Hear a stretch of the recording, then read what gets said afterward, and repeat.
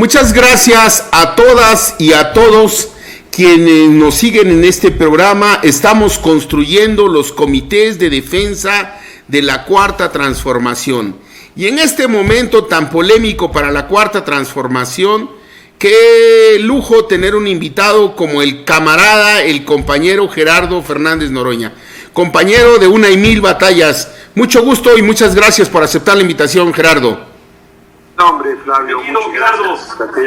Gracias, Rueda, compañeros y amigos, camaradas, como dice el buen Flavio, a la orden. Pues Gerardo, todo el mundo sabe que Gerardo está en el centro de la polémica en este momento, en el ojo del huracán, pero antes de arrancar con el tema que seguramente despierta tanto interés en quienes estamos inmersos en la Cuarta Transformación, ¿quién es el Gerardo Fernández Noroña que no conoce la mayoría de la raza? Platícanos un poquito, empecemos por ahí. ¿Qué no sabemos de ti, Gerardo, aparte de lo íntimo que no nos interesa, pero que es importante que sepamos? No, bueno, seguro como todas las personas, aún hasta con quien vives, hay muchas cosas que no saben de ti.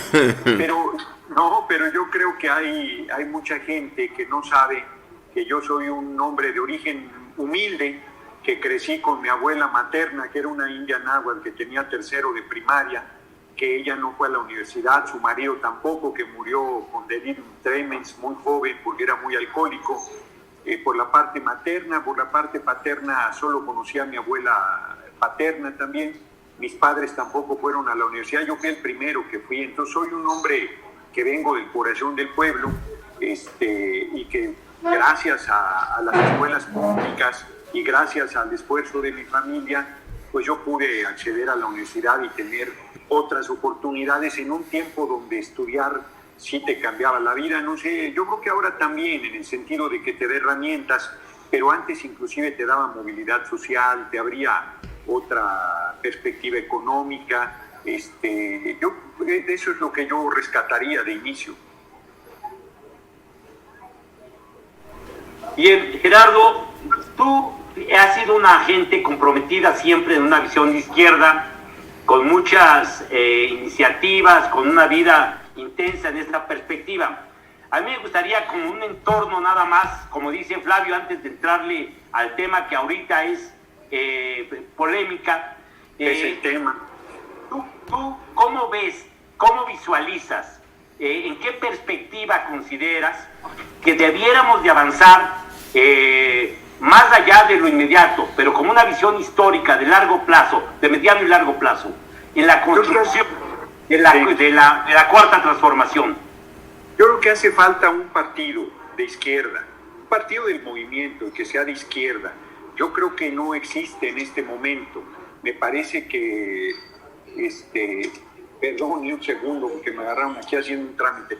Yo creo que no existe en este momento y es urgente, porque Morena no ha cubierto ese vacío de un partido que estructure las luchas del pueblo, que organice, que politice, que discuta, que analice, que genere línea política. Todos los tres estuvimos en el PRD, y el PRD tuvo una época dorada, una época gloriosa, una época heroica, y una de sus grandes fuerzas, yo sostengo, era que había un Consejo Nacional con dirigentes políticos, mujeres y hombres de primerísimo nivel, con una capacidad intelectual extraordinaria, con un nivel de debate muy sólido, entonces era un lujo estar en las discusiones del Consejo Nacional, solo viéndolas.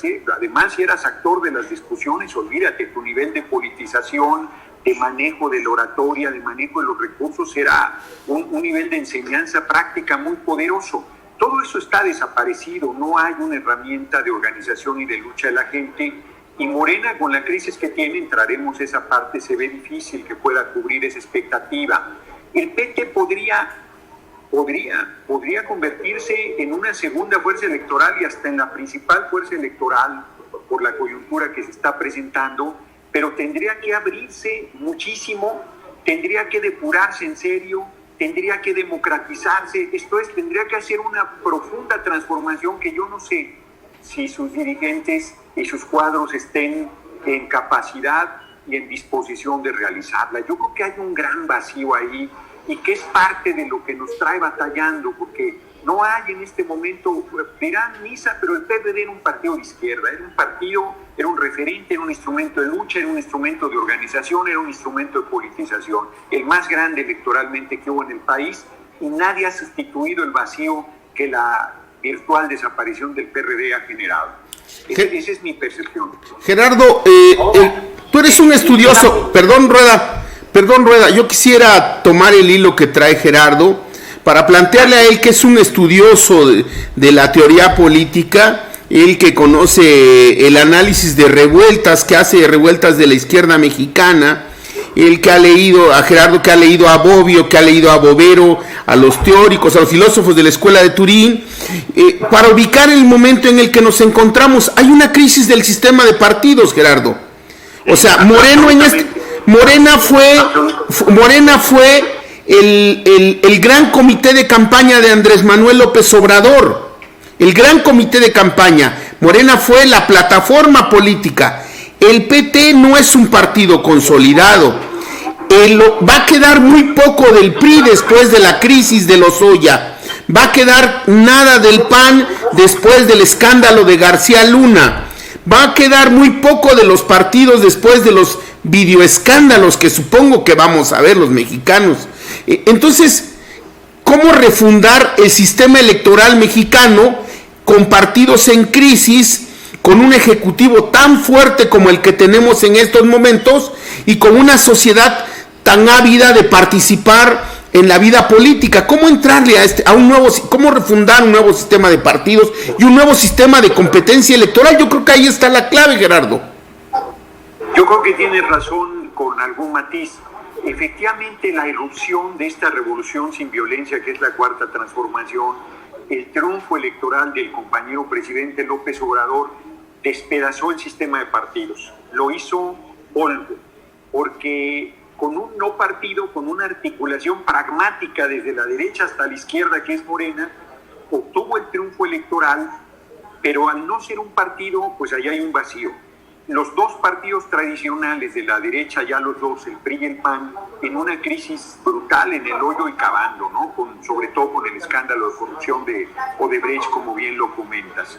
El PT sí es un partido, pero es un partido pequeño, es un partido de cuadros, es un partido con una lógica y con una estructura muy vertical. Entonces no tiene la gran oportunidad de convertirse en el partido de izquierda. Quién sabe si logre hacerlo, yo apuesto a que pueda hacerlo. Y con una serie de pseudo partidos, el Verde, Encuentro Social, que le vuelven a dar el registro, Cuba Libre del comandante Borolas, Felipe del Sagrado Corazón de Jesús Calderón Hinojosa, o sea, una pulverización en realidad que va a haber de supuestos partidos políticos, pero en realidad hay un gran vacío, y como bien comentas, con un liderazgo y con un poder ejecutivo poderosísimo, con una fuerza muy grande, aunque acaba de pasar una crisis, está en una crisis muy fuerte que vamos a ver cómo sale de ella. Entonces, yo creo que ese es un gran reto de la sociedad mexicana, construir un nuevo sistema político donde yo creo que los partidos tienen un lugar y deben tener una tarea social y política importantísima, pero que hay que replanteárselo. No puede ser el sistema de partidos que hemos conocido y no está claro qué tipo de sistema de partidos debemos construir. Entonces es un gran reto teórico y un gran reto político construir esa salida, además de construir la nueva sociedad que estamos queriendo realizar sin ningún referente, porque no hay alguien que nos diga cuál es el camino. Mira, yo sé que le va a parar los cabellos a más de uno, pero Venezuela es un buen ejemplo de una explosión del régimen de partidos sin que hayan encontrado todavía su solución, ¿no? Sin que hayan encontrado todavía una construcción alternativa a lo que a lo que se necesita cuando se construye una nueva sociedad. Yo aquí batallando, usted conozco al gato y otro al garabato queriendo poner a cargar mi teléfono, que se me estaba acabando la batería. Entonces yo creo que sí tenemos ahí un reto grande. Sí, Rueda. En esa línea, yo creo que después de la crisis, como en todo fenómeno, vendrá la tempestad y vendrá la calma, y vendrá la etapa de reconstruir otros partidos en otra perspectiva. No necesariamente van a ser estos que hoy conocemos, pero la idea que nosotros hemos tenido, Gerardo, cuando nos aferramos a la idea primero de construir la unidad de las izquierdas, pero como un paso intermedio para finalmente incidir en lo que le estamos llamando los comités de defensa de la Cuarta Transformación. Muchos de estos detractores de la derecha nos acusaban que estábamos formando grupos de choque. La verdad que nos hemos tratado un poquito, pero creo que ya está claro que lo que queremos formar son escuelas de democracia participativa. Nosotros pensamos que frente a la crisis de los partidos, dándoles sus tiempos para que estos maduren y generen alternativas o nuevos sectores de la sociedad se organicen partidariamente, quizás sería importante apostarle al ciudadano, pero no al ciudadano pasivo que solamente va a apoyar a los mítines, que solamente es testigo, sino es el momento de crear los instrumentos que posibiliten una democracia participativa, que en algunos lados incluso le llaman democracia radical. Esto es, que el ciudadano sistemáticamente conozca, analice, se agrupe, genere sus opiniones, genere sus impulsos, sus protestas, incluso sus correcciones y críticas a un gobierno ejecutivo, a los diputados, a los senadores, cualquiera que estos sean, ¿sí? Si son de izquierda, son progresistas, muchísimo mejor. Pero es el momento, desde nuestro punto de vista, de empezar a caminar más radicalmente en la construcción de los vehículos que posibiliten desarrollar esta democracia participativa. ¿Tú cómo ves esta propuesta, Gerardo? Fíjate que me quedé pensando ahorita, me regresé a mis tiempos de la universidad y empecé a reflexionar sobre lo que quisiéramos hacer y sobre lo que vamos a tener que hacer. Yo creo que vamos a hacer ahora sí que a la mexicana todo, y lo digo sin ningún sentido peyorativo, porque el sistema político mexicano, si bien formalmente es un sistema de partidos, los partidos exitosos, Morena no es la excepción, se han construido en realidad en torno a una persona, en torno a un liderazgo, en torno a un carisma, en torno a una búsqueda del poder, donde el partido es más como lo dijiste, Morena, es más un comité de campaña que una verdadera estructura política con la idea de permanecer, de politizar, de formar, de articular luchas. Si bien el PRD recuperaba mucho de esta preocupación que tú planteas de izquierda, de formar comités desde la base, de articular, no puede uno dejar de reconocer que el gran articulador de ese proyecto fue Cuauhtémoc Cárdenas, Solórzano. Y si te vas a revisar, el PRI surge bajo el liderazgo de Plutarco Elías Calles y luego quedó ya como una estructura permanente no un partido político, sino una estructura del gobierno para mantenerse en el gobierno, un partido del gobierno, un ejercicio singular, no tiene nada que ver con un partido político en el sentido ortodoxo de la teoría.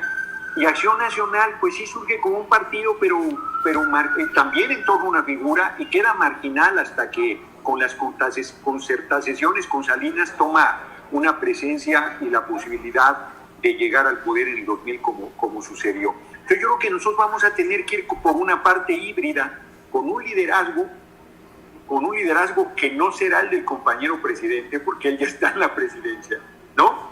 Y con una estructura de defensa de este gobierno, de profundización de la Cuarta Transformación, de generación de liderazgos desde la base, porque es lo que hace falta, muchísimos liderazgos, muchísimos a lo largo y ancho del país. Hay politización, es una paradoja, la gente está muy politizada, pero no hay liderazgos, no hay quienes estén retomando esta tarea, están esperando que les digan, están esperando que les den una instrucción, es una paradoja, una fuerte politización, sin liderazgo, sin iniciativas, sin retomar las luchas.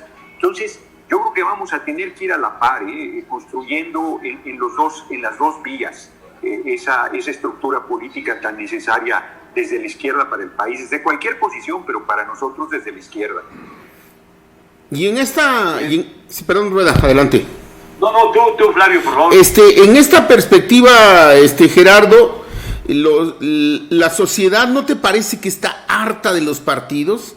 Sí. En este momento... Sí, pero es un proceso de despolitización. Es un proceso de pensar que los partidos son el problema, cuando los partidos son un reflejo de la crisis política y de la crisis de nuestra sociedad.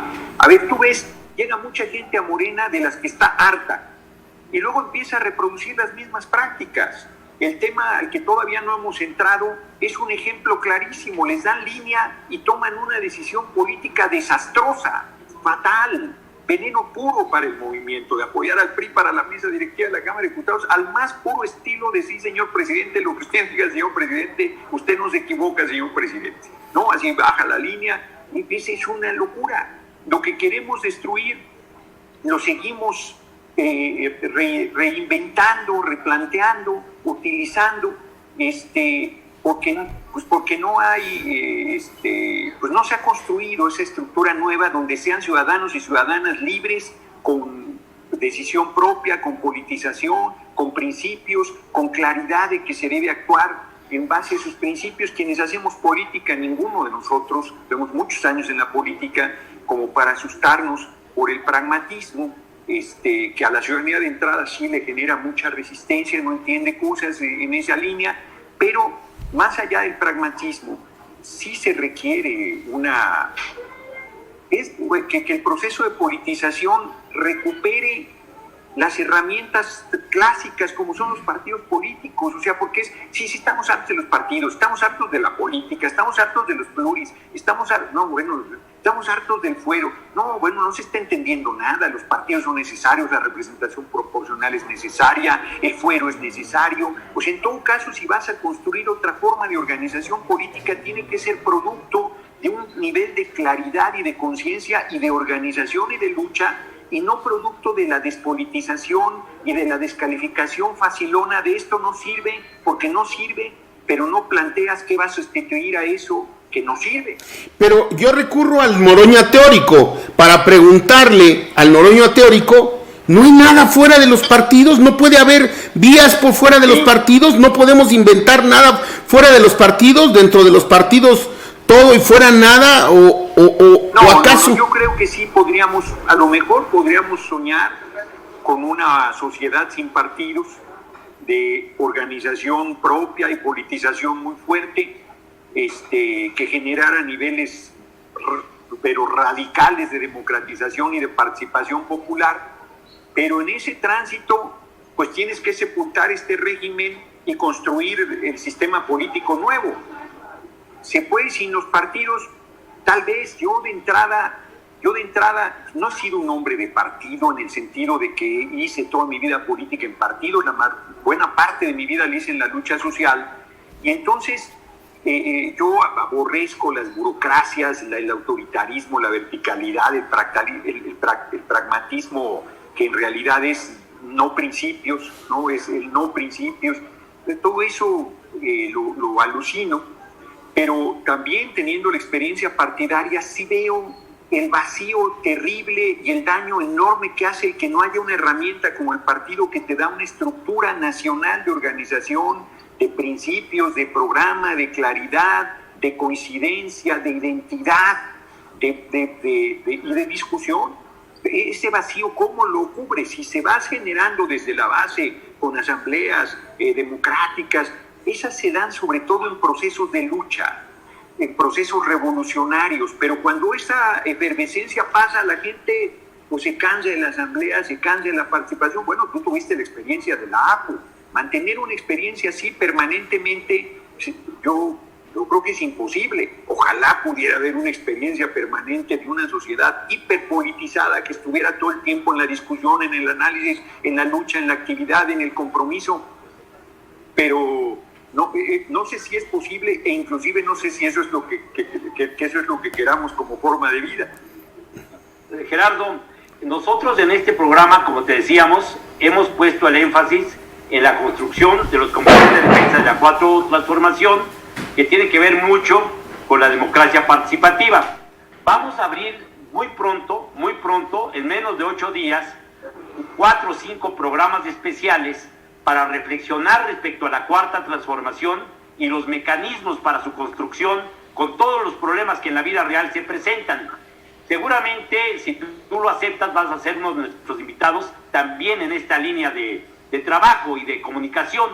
Sin embargo, entrando al punto que tú empezabas a tocar, a mí me gustaría que, ¿por qué no pones preciso el tema? Por ejemplo, mira, desde afuera, nosotros que no somos, por una injusticia histórica, diputados ni hemos sido nunca, ¿qué te quiero decir? Mira, entendemos que hay un marco legal, que es la ley orgánica que el PRI metió en algún momento cuando ya sabía que ya no iba a poder tener esa mayoría avasalladora. Ya estoy como la señora aquella. Bueno, y que en estas condiciones había que buscar una forma de rotación para darle oportunidad a las minorías que pudieran estar al frente de la estructura, en este caso, de la presidencia de la Cámara de Diputados, de la mesa directiva de la Cámara de Diputados. Bueno, ahora, en este sentido, si esta ley orgánica está vigente y si en algún momento se planteó que la mayoría iniciaba, Morena, después se continuó con el PAN, hace un año con esta señora diputada Laura Rojas, ¿sí? Y ahora se había ya desde un principio, siendo yo ubicado, que el PRI era la tercera fuerza. Por lo menos no recuerdo yo que se hubiera ubicado una polémica en torno a esto. Ahora, también recuerdo, si es que estoy en lo exacto, que no hay exactamente una reglamentación en cuanto a en qué momento se toma la medida para saber quién es la tercera fuerza. Creo que esto es parte de la discusión, porque pudo haber sido en el arranque, pudo haber sido a los 6 meses, o puede haber sido inmediatamente antes de que se toma la decisión. Entonces, ¿por qué no, Gerardo, nos aclaras un poco este punto para partir de cierto referente legal? ¿Cómo está la legalidad? ¿Cómo se ha interpretado? ¿Y por qué estamos en este punto de conflicto? En nombre de la legalidad se han cometido crímenes espantosos contra la humanidad. Y podría decir que el compañero presidente, el hoy compañero presidente, fue desaforado legalmente y a punto de haber sido enviado a la cárcel legalmente.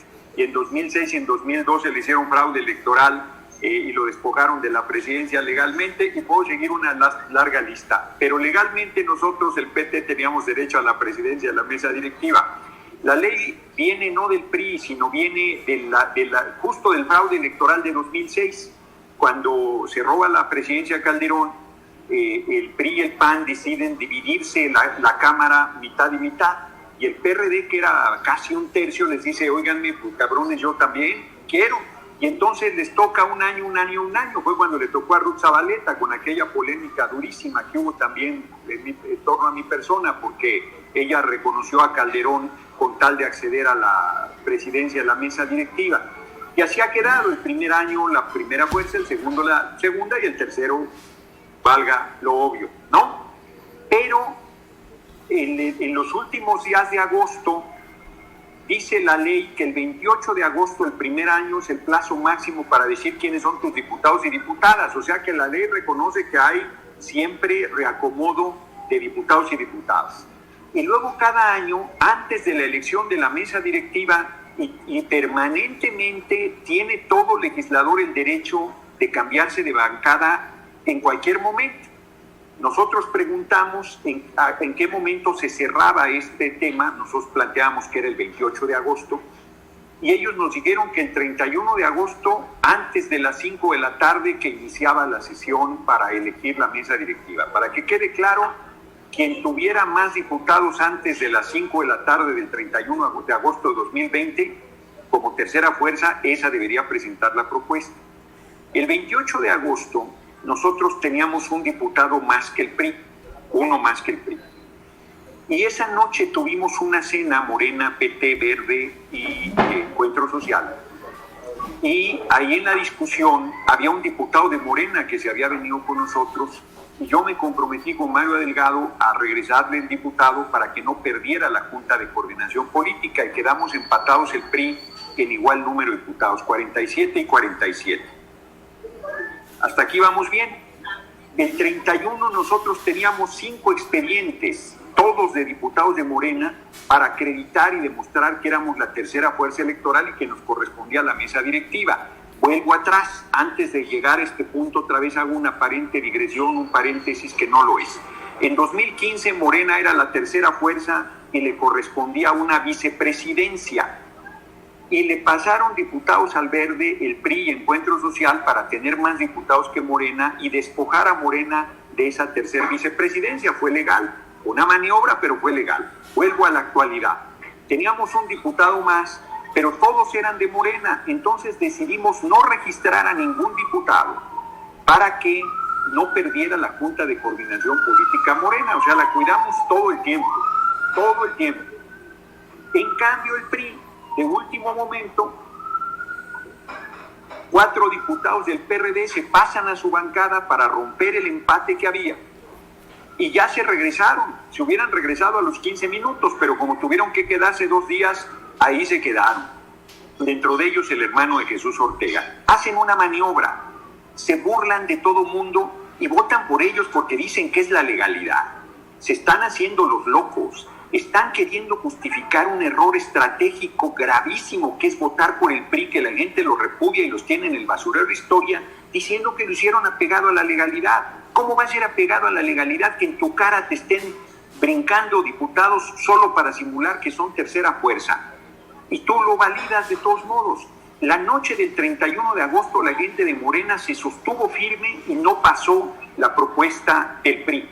Pero la secretaria de Gobernación, Olga Sánchez Cordero, estaba operando desde semanas antes y se volvió a meter a operar durísimo para que el 3 de septiembre los diputados y diputadas de Morena tuvieran una presión enorme para votar por el PRI.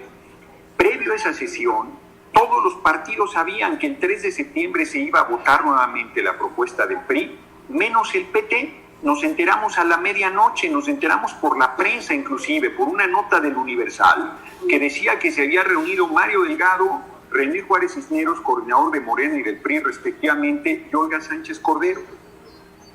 Llegamos a la sesión con 5 expedientes firmados y 5 más de Morena que se querían pasar a nuestra bancada y no lo hicimos efectivo. O sea, éramos la tercera fuerza porque más llegamos con 61 diputados en 2018 a esta legislatura como tercera fuerza. Y el PRI estaba en 5º lugar con 46 diputados. Entonces todo su discurso de la legalidad se les cae. Porque lo que hubo fue una operación de Estado para imponer al PRI. Y eso nos ha puesto en una crisis del redemonio. Y encima me quieren echar la culpa a mí, que soy el agraviado, porque yo les hubiese ganado la presidencia de la mesa directiva si no se hubieran metido a la mala a apoyar al PRI, quién sabe por qué razón. Es un error, pero por donde se le vea. Que no me vengan con que es la legalidad, con que le tocaba al PRI, con que no sé cuántas cosas, porque inclusive, y cierro, desde semanas antes había diputados de Morena que querían pasarse en masa con nosotros para que quedara claro que le tocaba al PT la mesa directiva. Nosotros legítimamente podíamos haber crecido hasta 61 diputados, que fue con los que llegamos a la Cámara sin que fuera cuestionable, e ilegítimamente podíamos crecer más, pero sí legalmente porque lo permite el marco jurídico establecido, mientras que el PRI legítimamente no podía pasar de 45 diputados porque fueron los que obtuvo. Ganó solo 7 distritos de 300. Por donde le veas, no había ninguna justificación para que el PRI encabezara la mesa directiva de la Cámara de Diputados y para que escogieran entre Dulce María Sauri y un servidor, escogieran a Dulce María Sauri, pero nunca se votó así. Lo que los diputados de Morena votaron fue el PRI, Dulce María Sauri, no era voten por Noroña, porque además han empezado a decir que mi ambición personal, que fue lo que polarizó. Si nunca, el PT nunca propuso, porque nunca fue acreditado como tercera fuerza, porque nosotros no presentamos los expedientes, lo aclaro de manera absoluta. Lo único que estuvo siempre en discusión fue si le dábamos a Dulce María Sauri y al PRI la presidencia de la mesa directiva. Eso es lo que estuvo en discusión siempre. Si tengo o no tengo perfil, si soy ambicioso o no soy ambicioso, si soy pragmático o no soy pragmático, eso no está en la discusión, porque todos los que termino el largo comentario, nosotros 3 que hemos hecho mucho política, sabemos perfectamente que si yo hubiese sido el problema, Morena hubiera ido con nosotros y nos hubiera dicho: PT, vamos a apoyarlos a ustedes para que sean que tengan la presidencia de la mesa directiva, pero Noroña nos causa demasiado conflicto, entonces les pedimos que hagan una propuesta que no sea él y asunto solucionado, hubiéramos presentado cualquier otro perfil. Entonces, que no me vengan, que no anden evadiendo su responsabilidad. Fueron débiles, aceptaron la presión, votaron por el PRI, no midieron sus consecuencias y hoy que la gente los está repudiando, me quieren hacer a mí, que soy el agraviado, responsable de su blandenguería. No, hombre, que no me vengan. Gerardo, hay un tema hay dos temas, quiero poner dos temas sobre la mesa. El licenciado López Obrador, el presidente de la República, como eje de la Cuarta Transformación, primero. Sí. Segundo, es decir, la Cuarta Transformación, por las condiciones políticas, por la coyuntura, por cómo se dio el proceso, la elección, el eje de la transformación es el presidente de la República, primero. Y hombre, es el líder y es un chingón. Segundo elemento, ¿qué papel le corresponde a el PT en la Cámara de Diputados como el principal aliado de la Cuarta Transformación jugar? ¿Qué papel le corresponde cuando todos conocemos cómo se dio el proceso de incorporación a la alianza, cómo se dio el proceso de rescate del PT y cómo se dio el proceso de conformación de la propia Cámara de Diputados? ¿Qué papel le corresponde? ¿El PT está actuando desde tu perspectiva conforme a la dimensión ética e histórica que debe tener la política?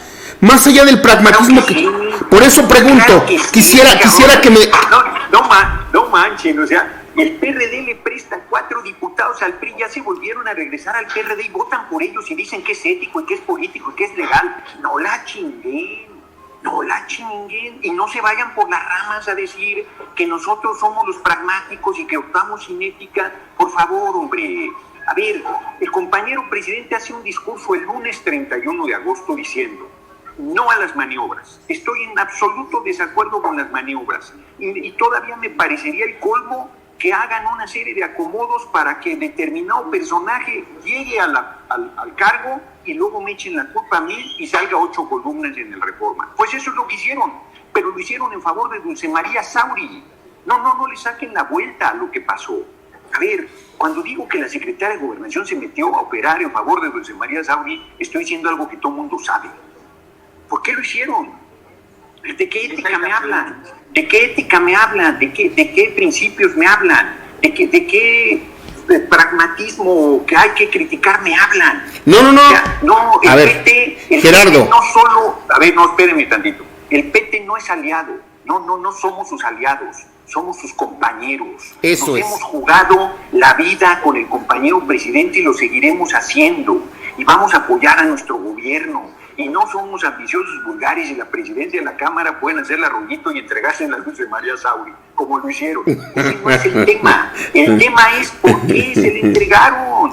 Sí. ¿Por qué creen que está tan indignada la gente? ¿Por qué creen que la gente no se hace bolas con sus argumentos leguleyos de la legalidad y que quién sabe qué, que le correcto? No, la gente está indignada porque vio, miren, Flavio y Rueda, el viernes 28 de agosto estaba claro que yo iba a ser presidente de la Cámara. Hasta los medios habían quitado sus campañas canallas en mi contra, que no tiene perfil. No, ya lo daban por hecho, decían, ya Noroña ya les ganó, va a ser el presidente. Ya tiene perfil, dijeron. No, pues les valía madre eso, dijeron, ya les ganó, ya construyó las condiciones y va a ser el presidente de la Cámara. Vean los medios y todo al 28 de agosto. Y yo puse un mensaje en Twitter diciendo, no se confíen, yo no he hecho alpinismo nunca, pero estamos a 100 metros de la cima del Everest y son los más peligrosos y los más complicados. Todavía les digo, el lunes después de la votación que perdió el PRI, se me vino una tormenta de nieve y una luz encima. Dijeron, ya se murió el pinche Noroña y que salgo de entre la luz y ahí voy otra vez al ascenso. Y bueno, volvieron a operar. Por eso es que yo cerré, no me alargo más, por eso es que yo cerré con el comentario de tribuna diciendo, mi general, tengo tomada la plaza. Me exigen entregarla a los conservadores y me niego a hacerlo. Traigo 35 puñaladas en la espalda y ni así la voy a entregar. Si eso sucede, serán otros los responsables. Yo no lo voy a hacer. Eso es lo que pasó, hombre. Gerardo, eso sintetiza lo que verdaderamente sucedió. Gerardo, yo ahí quisiera hacer una una pregunta que me parece que es clave. Mira, yo creo que hay una práctica parlamentaria que luego la gente común, la gente que no está metido en este tema, no entiende. Pero en la práctica parlamentaria, primero, pudiste tener un peor enemigo en el proceso electivo y sin embargo te hacen acuerdos, impulsan leyes juntas, ajustan temas. Es decir, si llevas a la calle la práctica parlamentaria, la mayoría de la gente no lo va a entender, porque van a decir, estos son traidores, son tramposos, porque la práctica parlamentaria obliga a platicar con el adversario, a acordar con el adversario, a votar con el adversario, y a veces votaste ayer con uno y mañana te conviene votar con otro, y eso no tiene nada de malo. Esa es la práctica parlamentaria. Luego, se critica también de cómo se pueden sumar o restar fuerza. No hay que tampoco a la gente vacunarla contra esto. Tú nos acabas de explicar una cosa que fue muy interesante. Morena no tenía posibilidades de conducir la Jucopo si no concentraba diputados. Y entonces 251. Entonces el PT le prestó diputados y otros partidos le prestaron, como el PES, diputados, y algunos priistas y panistas que ya andaban, como tú dices luego, no voy a repetir tus frases, pero ya andaban ahí medio flojitos y cooperando, dijéramos, también sumaron, ¿sí? Por eso puede lograr la mayoría. No tiene nada de malo, es la práctica parlamentaria. Y luego, en las sumas y restas, te puedes juntar con gente horrible, porque las condiciones de la correlación te lo obligan, ¿sí? ¿Qué puede ser que alguien diga, un día es noticia, qué espantosos y horribles diputados se están sumando al PT?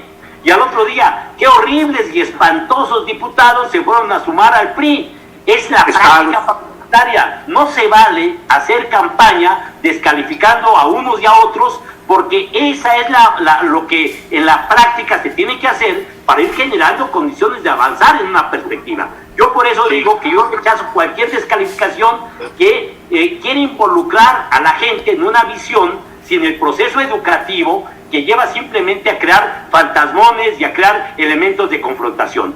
Pero tú llegas a una conclusión que me parece que esa es la clave. Tú dices, bueno, en esa práctica parlamentaria se tomó la medida de tal manera que lo lógico era que se tenía que tomar un referente, pero aún así ese referente legal o legaloide se pudo haber visualizado de otra manera, si políticamente era conveniente. Y dices tú, aquí la clave es por qué se tomó esa decisión, ¿no? Sí, yo creo que es lo que hay que discutir, por qué se tomó esa decisión. Exacto, ahí te paro. Antes que más la pregunta, Rueda, ahí te paro para dar nada más 2 elementos más de información que son claves. Nosotros nunca quisimos registrar a los diputados de Morena para que no perdieran la Junta de Coordinación Política, eso ya lo dije, pero ese es un planteamiento ético y de compañeros, fíjate qué fuerte. Y segundo, Encuentro Social podía pasarnos los 25 diputados completitos al PT. De hecho, se discutió esa posibilidad, porque el Encuentro Social ya no existe. Y los diputados y diputadas de Encuentro Social necesitan irse a Morena o el PT para poder buscar la reelección, no pueden hacerlo de otra manera. Y se discutió un acuerdo de fusión, y hasta Encuentro Social nos planteó las condiciones que quería, que eran carísimas, para que, lo puedo decir ahora, querían la mitad del periodo de la presidencia, por ejemplo, pero pedían algo más, pedían que esto fuera validado por una autoridad política superior, ¿no? Que esa fusión tuviera la bendición papal para que no quedara duda de que se estaba actuando conforme a lo que se quería. Y Encuentro Social no dio ese paso porque se decidió darle al PRI la presidencia de la Cámara de Diputados. Este es el tema. O sea, no es cierto que es el pragmatismo, que tal, que cual, que no sé qué. No.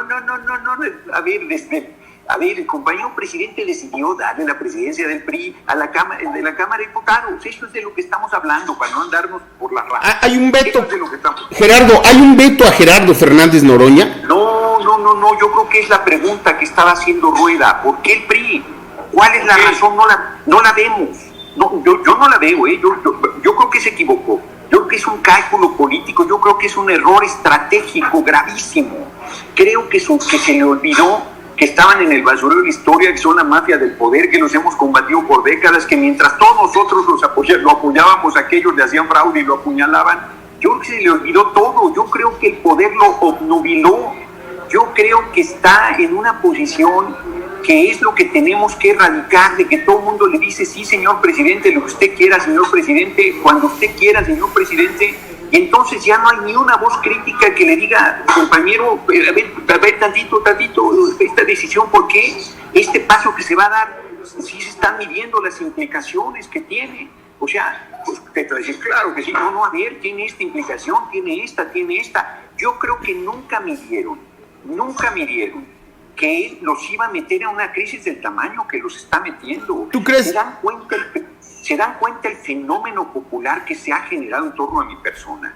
Se dan cuenta que queriendo hacerme un daño, me hicieron un bien por el cálculo político que tenían. Yo no lo digo de que hay simpatía. No. ¿Por qué decidió el PRI?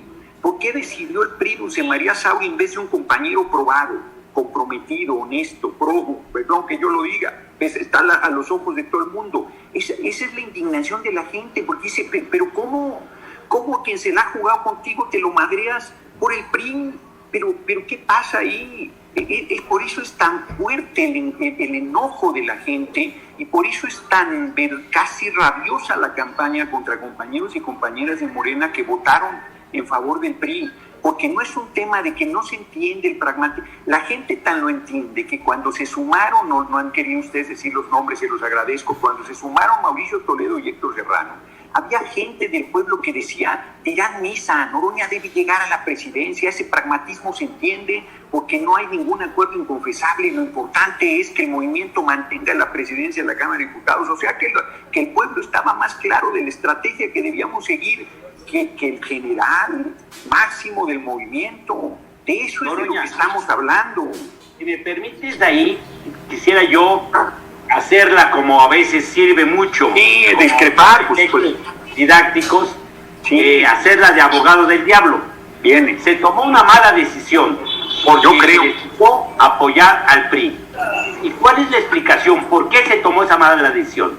Y tú dices, esa mala decisión seguramente, o por ahí va el tema, porque el presidente se obnubiló, porque ya no escucha, o escucha a gente que tergiversa las cosas, y ya la gente que estaría alrededor de él, que tendría que alimentarlo, proveerlo de valoraciones objetivas, le da la hora cuando él quiere que le digan qué hora es, pero siguiéndole simplemente la corriente, ¿no? La clásica. ¿A qué hora es? La hora que usted ordene, señor presidente. ¿No? Esa es una hipótesis. Yo te digo, haciéndola de abogado del diablo, yo creo que aquí es interesante una cuestión que además me gustó, porque yo de joven me fui muy seguidor en el estudio de Clausewitz. Entonces cuando tú agarras y dices que tu general y la plaza tomada y todo eso, recordé mucho a este autor que señala que la política, la guerra es la política por otros medios, entre otras muchas cosas que dice, ¿no? Pero lo interesante es que tú dices, mi general, tengo la plaza tomada y no la voy a entregar a los conservadores, ¿sí? Es decir, tome su decisión y toma la decisión equivocada. Ahora yo te digo, vamos a ver algunos elementos que me parecerían interesantes. Lo primero que yo creo, un general de 5 estrellas, que entiendo que este es el general presidente, ¿no? General de división, secretario de 4 y el presidente. Un general de 5 estrellas tiene más visión que cualquier otro general y cualquier otro coronel respecto al terreno de batalla. Déjame desarrollar la tesis. Tiene más información. Ahora, en esa perspectiva, el general de 5 estrellas está manejando una serie de contradicciones con detalle.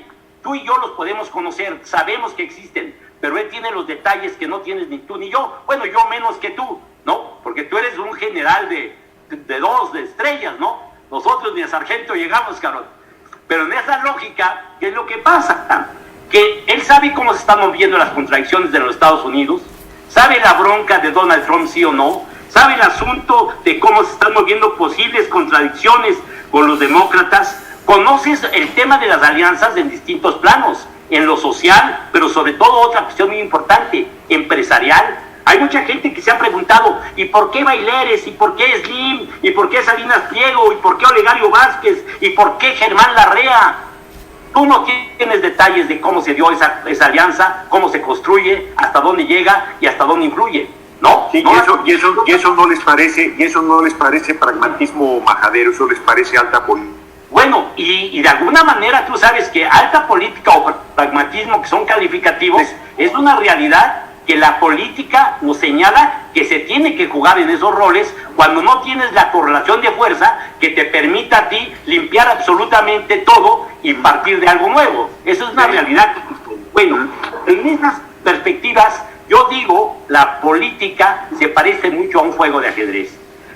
¿Y qué tal que hubiera un coronel, dijéramos, que dijera, compañero presidente o general de 5 estrellas, ya tengo aquí todo para darle mate a la reina del otro equipo? Y dice el otro, ni madre. ¿Por qué? Puede ser que porque esté nublado, o puede ser porque diga, mira, hay muchos juegos donde se mata a la reina del otro equipo, pero se pierde el juego. Es decir, hay una serie de elementos que están concurriendo, que están incidiendo, pero yo lo que digo es que hay una serie de elementos que tendríamos que verlo también en el otro plano. Por ejemplo, mira, ya lo desarrollaste mucho, cabrón, ya lo dijiste. O sea, estás haciendo una maroma, estás haciendo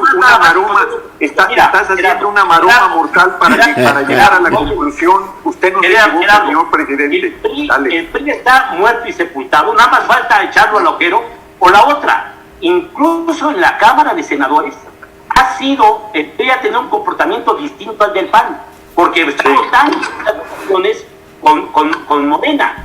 Y yo creo que la liquidación de estos partidos va a venir en la próxima elección, pero en este momento tienen un peso, tienen una influencia y tienen una incidencia que vale la pena pensar que no hay que sumarlos para que todos contra el presidente. Máxime cuando ahí tenemos un partido que es una nulidad.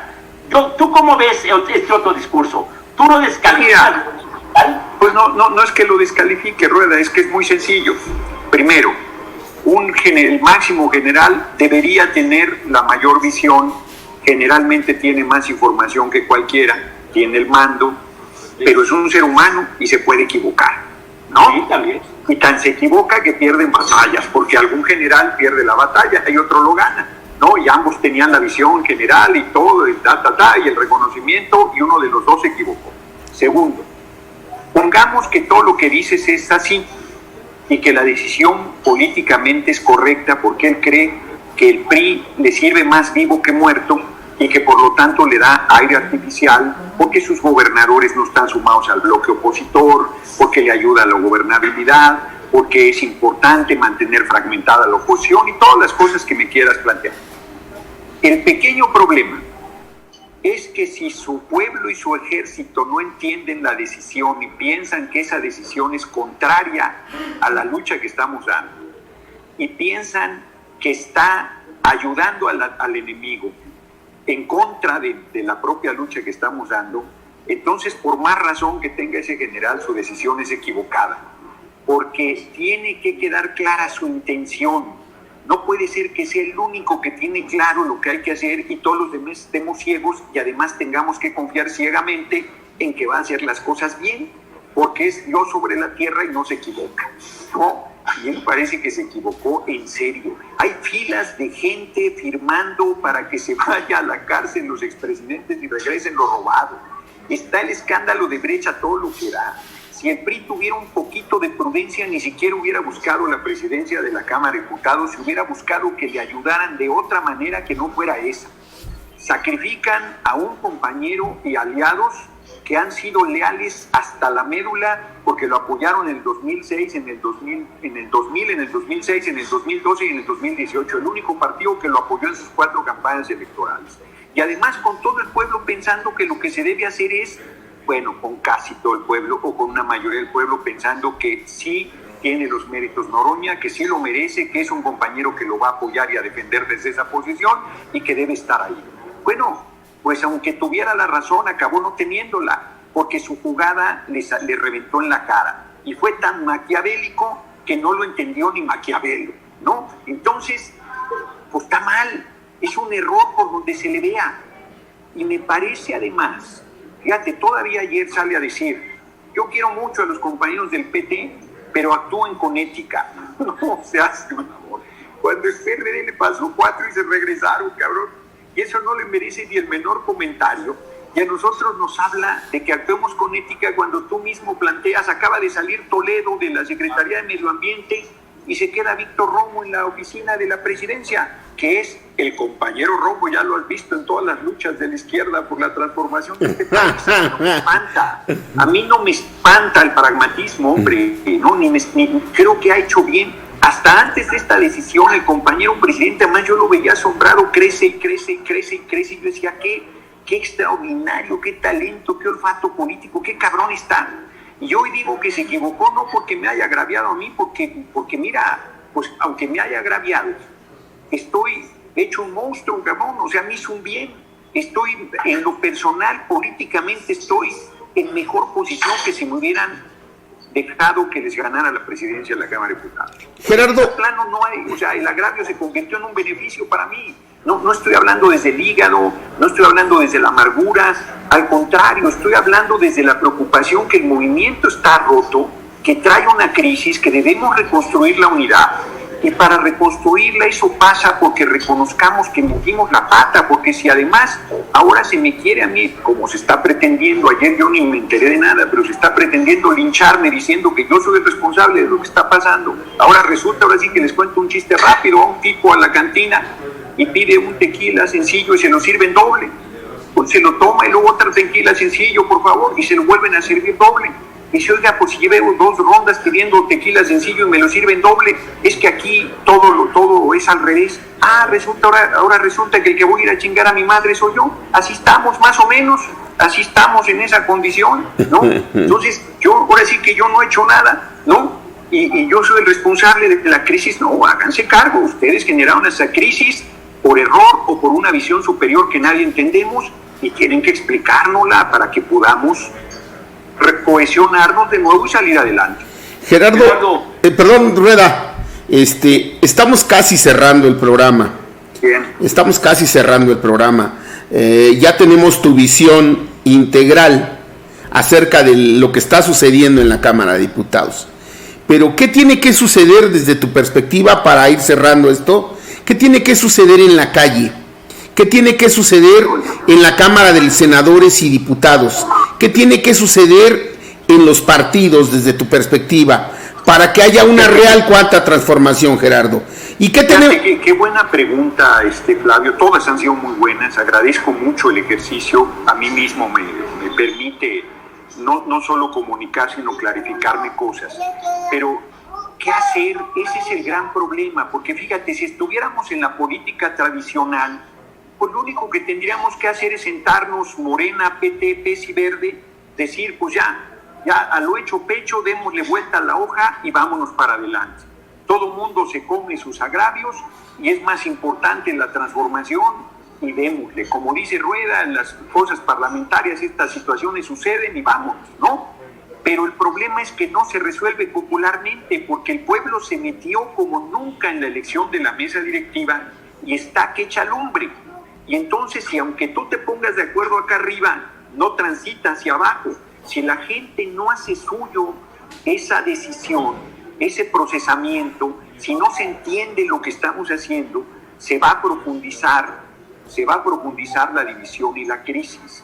Esto es, dicho de otra manera, vuelvo a personalizarlo, pero es que así está. A mí me pueden echar la culpa de lo que quieran, pero el problema ahí está y no pasa porque yo diga una cosa u otra, sino porque convenzamos a la gente que el camino que estamos tomando es el correcto.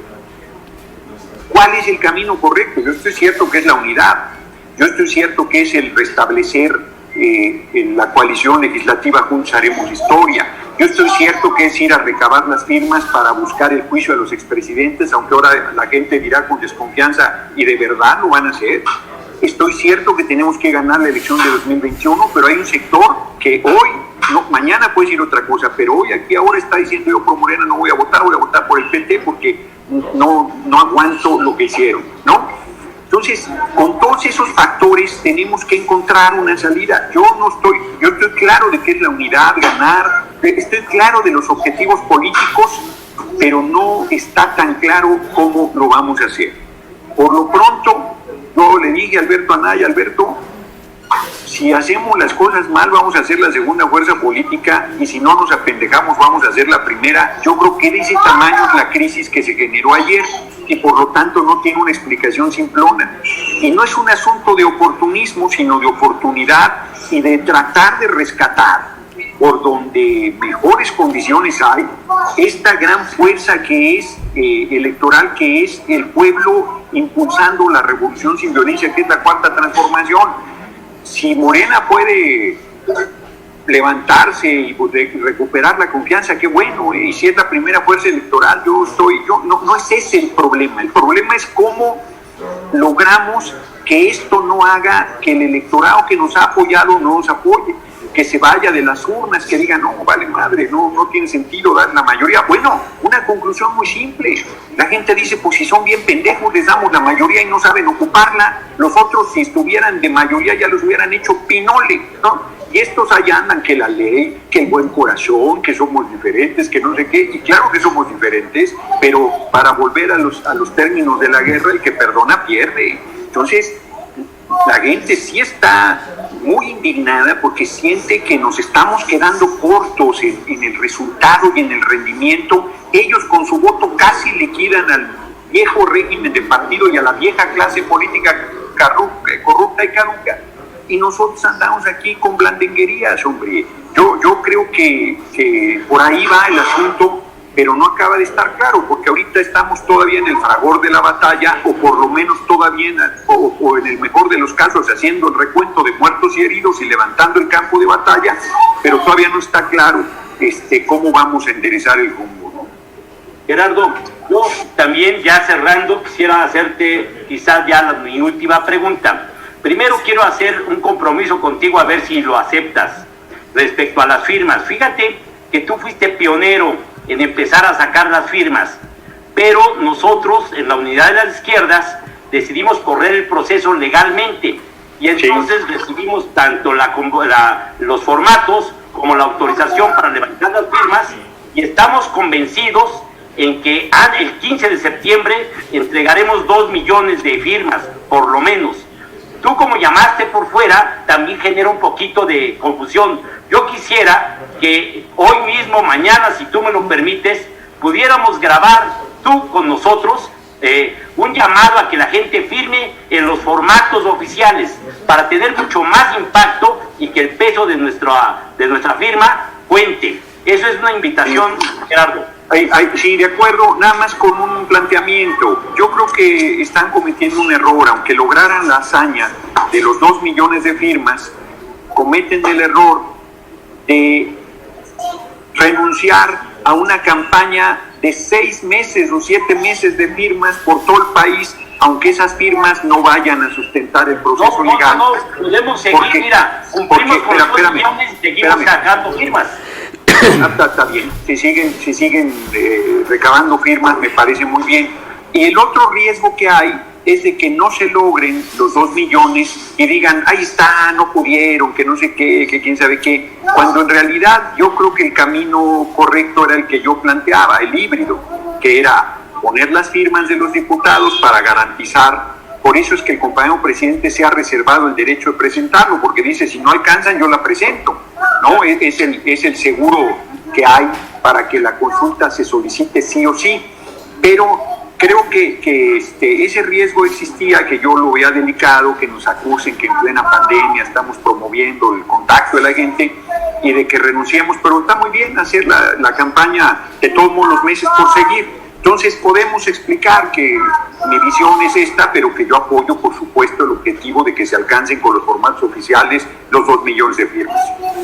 Excelente. Ahí te vamos a cortar este pedacito y lo vamos a poner al aire, cabrón. Oye, una cosa más para concluir, te decía, porque es una pregunta. Nomás no me vayan a hacer como que hice yo un comentario muy elaborado y ahora están diciendo que yo le dije pendejo al compañero presidente. No, eso sí, yo sí me acuerdo cómo ahí te cortaron ahí algún comentario. Mira, yo lo que creo, Gerardo, que esta discusión hay que seguirla, ¿no? Creo que es muy importante, e incluso la forma en la que tú concediste en esta discusión me pareció excelente, porque tú dices, a lo mejor no se equivocaron en el acto en sí, pero por lo menos sí se están equivocando en cómo se transmitió, porque la gente no lo está entendiendo. No está entendiendo nada. Está muy interesante. Y tú y yo tampoco estamos entendiendo nada. Hay que hacer una labor de discusión y de análisis que nos permite enriquecer la visión de la gente. Eso me parece excelente, esa conclusión que tú planteaste, y hay que seguirle en la discusión, ¿no? Yo parto además de otra cosa. Sí es cierto que hay un sector de personas que podrían pensar que habría que pasar a una ofensiva mayor y que era el momento. Pero yo creo, Gerardo, que es muy difícil para ti o para mí o para cualquiera decir que el pueblo, en el concepto más amplio, ya está claro de esto. Yo creo que... No, permíteme que te pare un momento. Sí. No, porque que yo llegara a la presidencia de la Cámara no era profundizar, era proteger al compañero presidente, era ayudarlo más, era que él trae abiertos todos los frentes, porque más se olvida que el PRI está en la posición golpista. O sea, no es cierto, son muy institucionales y te volteas y te apuñalan por la espalda. O sea, no, por eso es que no se entiende. Y mi llegada a la presidencia de la Cámara más bien era posible porque justo el nivel de politización es muy fuerte, y un perfil como el mío, que en otro momento hubiera dicho el movimiento, no es prudente, yo creo que el mensaje se puede malentender, en este momento no. Yo insisto, vean los medios del viernes hacia atrás, ya se habían allanado, daban por hecho que yo estaba en la presidencia y no estaban en la histeria de decir qué barbaridad, es que eso va a ser ya somos Venezuela, es que es una locura, nada. Estaban pues ya resignados a la derrota que en ese plano tenían, y no implicaba un nivel de profundización, inclusive implicaba más bien un nivel de moderación de mi parte, porque al conducir la mesa directiva de la Cámara es evidente que yo iba a tener que hacer más un papel de equilibrio que el papel de lucha que vengo realizando. O sea, a mí me ponía en otra condición, pues sin que fueras a ser el presidente de la Cámara madreándote a todo el mundo. O sea, no implicaba, ahora sí que implicaba una tarea institucional, que implicaba obligadamente un atemperamiento de mi personalidad. Esta fue la entrevista con Gerardo Fernández Noroña, quien en estos momentos todavía está en el ojo del huracán. Muchas gracias a quienes nos siguieron. Vamos a ir ahora a la cápsula El Néctar de la Historia, pero antes José Antonio nos va a hacer una convocatoria, va a reforzar la convocatoria para un tema que es fundamental en este momento, para que todas y todos firmemos para llevar a juicio a los expresidentes. Adelante, Rueda. Amigos y amigas, estamos avanzando muy bien en la recolección de firmas. Quiero informarles que ya hay un solo formato con una sola pregunta, que es la que está circulando por todos lados. Hay que verificarlo nada más. Y una cuestión muy importante, miren, como esta es una iniciativa más que partidaria, ciudadana, con militantes de a pie, no es factible tener nosotros mesas de recolección en todas las ciudades y en todos los municipios. Por eso es muy importante que ustedes nos ayuden, que bajen la hoja para recabar las firmas, que firmen familiares, amigos, vecinos, que si se puede nos ayuden con otras hojas, y que todo eso nos lo manden a una dirección que ya les hemos mandado: Misantla 11, Colonia Roma, en la Ciudad de México. La alcaldía es Cuauhtémoc. Es muy importante que ustedes se pongan en movimiento. Estamos avanzando muy bien y tenemos mucha perspectiva de que logremos esos 2 millones de firmas el 15 de septiembre próximo. Les agradecemos enormemente, porque es la lucha no para meter a unos pocos a la cárcel, es la lucha para que en este país se acabe la impunidad. Vamos, muchas gracias. Les invitamos para que todas y todos nos sumemos a esta campaña de recolección de firmas. La tarea es muy grande, pero juntos lo podemos lograr. Vamos ahora a la cápsula El Néctar de la Historia, a cargo del maestro, compañero y camarada Pedro Salmerón.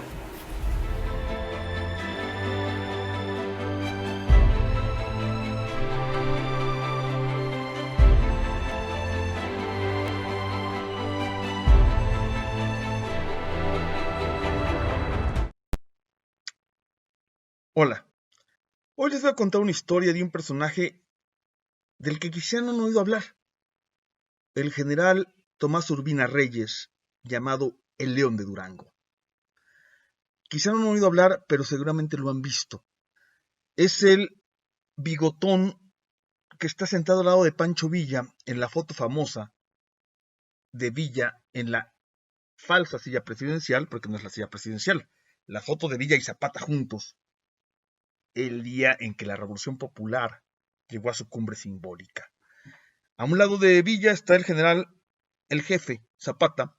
Al otro lado está este personaje, Tomás Urbina. El pretexto para hablar de Tomás Urbina es que fue ejecutado un 4 de septiembre. Sí.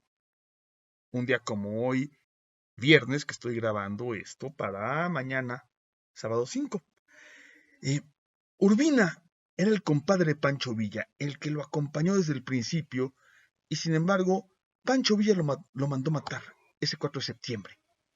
¿Por qué?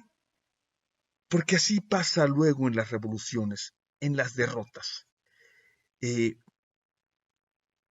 Pancho Villa había tenido innumerables testimonios de que Urbina estaba a punto de pasarse al enemigo y se había retirado Urbina a su rancho natal en Las Nieves, Durango, en el pueblo de Las Nieves, y entonces Villa decidió ir, a pesar del enorme cariño que le seguía teniendo a su compadre, hacia Las Nieves, desde Torreón, sigilosamente, con unos pocos centenares de hombres de los generales Rodolfo Fierro, Martín López y Pablo Seáñez. Llegando a Las Nieves, vio una tropa de caballería y Villa ordenó a Rodolfo Fierro que siguiera a los jinetes mientras él, con el resto de la gente, atacaba y tomaba el rancho de Las Nieves. ¿Sí? Los plateados, la escolta personal del general Urbina, resistieron hasta lo último, pero Urbina se defendió, agotó los tiros de su pistola, estuvo a punto de huir y solo herido en un brazo, y tras luchar a brazo partido, fue capturado. Lo llevaron con su compadre, con el general Villa, y Urbina, ese hombre que había peleado tantas batallas, se postró ante Pancho Villa, y en privado, porque todos los demás se retiraron para dejarlos hablar solos, dice el general Juan B. Vargas, que estaba ahí, para no presenciar ni escuchar aquel cuadro entre aquellos dos viejos revolucionarios, luchadores llenos de entereza, Urbina convence a Villa de que lo perdone. Y Villa ordenó que se preparara un automóvil para llevar a Urbina a Chihuahua, escoltado por Martín López y 8 dorados. Ya había salido Urbina rumbo a Parral cuando llegó a todo galope el general Rodolfo Fierro. Sí. Fierro llega y pregunta a gritos que dónde estaba Urbina, que si se había escapado. Y Villa le explicó lo que había ocurrido. Fierro, muy enojado, le recordó al general Villa las razones por las que había que ejecutar a Urbina, no solo por lo pasado y por la traición que estaba preparando. Fierro le explica a Villa: si Urbina se pasa al enemigo, estamos perdidos. Urbina conoce mejor que nadie los caminos, los escondites, los secretos de los villistas. Y la vehemencia y las razones de Rodolfo Fierro convencieron al Centauro del Norte. Quizá lo hizo retardar un poco y le dije: bueno, si lo alcanzas, mátalo. Y Fierro, vuelvo a citar al general Juan B. Vargas, levantó la rienda de su vigoroso caballo retinto y emprendió vertiginosa carrera en pos del automóvil de Urbina, al que alcanzó unos 10 kilómetros antes de Villocampo, Durango. Y sin más trámite que notificarle a Martín López que él se hacía cargo del prisionero por órdenes de Villa, descargó las balas de su pistola en el pecho de quien había sido su jefe en 1913. Urbina solo alcanzó a exclamar: ¡Fierro! Martín López, bajo la sombra de un encino, lloró la súbita muerte de aquel que tanto había luchado por la causa popular. A veces así son las revoluciones. Por eso, compañeros, como siempre hemos dicho, no queremos la vía armada. Recordemos al general Urbina. Hasta el sábado.